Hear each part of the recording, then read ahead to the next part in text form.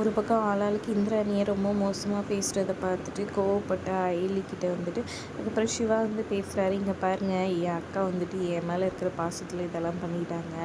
எங்களுக்கு அதெல்லாம் தேவையில்ல அக்கா, எங்களுக்கு ஏற்கனவே கல்யாணம் ஆகிடுச்சுலக்கா, அதெல்லாம் வேண்டாம் விடுங்கக்கா. அதை பாருங்கள், எங்கள் அக்காவை அதுக்காக இஷ்டத்துக்கும் பேசிட்டுங்க, நான் கேட்டுட்டு இருக்க மாட்டேன்னு சொல்கிறாங்க.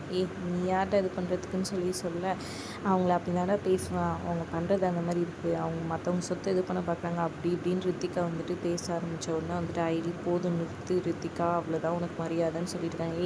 நீ யார் என்ன சொல்கிறதுக்குன்னு சொல்லிட்டு அதை பார், என்ன வேணால் சொல்லு, அண்ணி ஏதாச்சும் சொன்னால் அவ்வளோதான் அப்படின்னு சொல்லிட்டு இருக்காங்க. மாறி மாறி ஆர்கியூமெண்ட் போயிட்டே இருக்குது.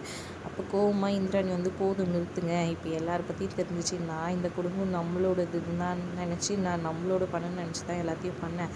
ஆனால் எல்லோரும் வந்துட்டு எப்போ அவங்கவுங்க மாற ஆரம்பிச்சிங்கன்னு எனக்கு புரியல.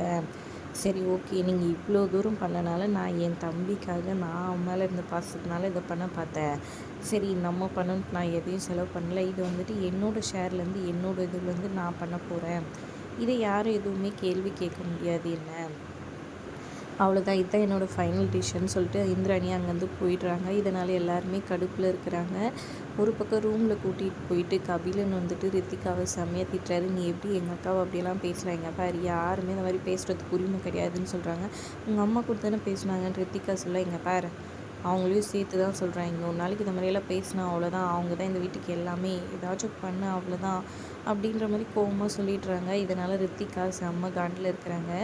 உடனே வந்துட்டு மோனிகா, அதாவது ஆப்போசிட் ஆளுக்கு இந்திராணிக்கு எதிரான ஆள்கிட்ட வந்துட்டு கால் பண்ணுறாங்க. கால் பண்ணி ஏதோ ஒரு பிளானை வந்து பெருசாக போட்டுட்ருக்காங்க அவங்க கூட சேர்ந்துட்டு.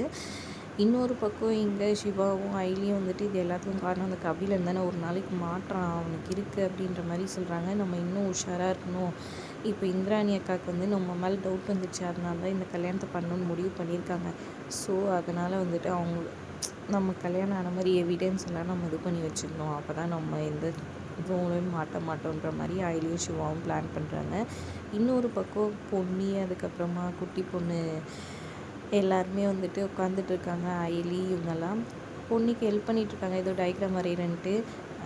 இதுவும் வரைஞ்சி கொடுத்துருங்களா அப்படின்னு சொல்லி பொண்ணு கேட்டிருக்கேன். எல்லாத்தையும் நானே வரைஞ்சி கொடுத்துறேன், அப்போ எக்ஸாமும் உனக்கு அப்படின்னு நானே எழுதிட்டோமா அப்படின்னு சொல்லி கேட்டிருக்காங்க. நீ அப்படின்னு சந்தோஷமாக பொண்ணு சொல்லிகிட்ருக்க. உடனே வந்துட்டு உதப்படுவ, ஒழுங்காக படிக்கணும், இதை பண்ணணும்னு சொல்லிட்டு இருக்காங்க. அயலி அப்போ சிவா வந்துட்டு என்ன என் தங்கச்சியை மிரட்டிட்டு இருக்கேன்னு சொல்லி கேட்க, அண்ணன் இந்த ஒரு டயக்ராம் வந்து தர சொன்னேன், அதுக்கு இன்னும் ரொம்ப தான் பண்ணுறாங்கண்ணே அப்படின்னு பொண்ணி சொல்ல, கூட நான் வந்து தரேன்னு சொல்லி பார்க்குறாங்க. எங்கே வந்து தர சொல்லி பார்க்கலாம் அவங்க என்னென்ன அப்படின்னு சொல்கிறாங்க. அப்புறமா அதை பார்த்தோன்னே டக்குன்னு ஜகா வாங்குறாரு சிவா. அப்புறம் சிவாவை கிண்டல் பண்ணி பேசிகிட்டு இருக்க பாப்பா எல்லாருமா சேர்ந்து சிரித்து பேசிகிட்டு இருக்காங்க. இதை இந்திராணி பார்த்து அப்படியே சந்தோஷமாக பார்த்துட்டு இருக்காங்க. அதோட எபிசோட் முடியுது.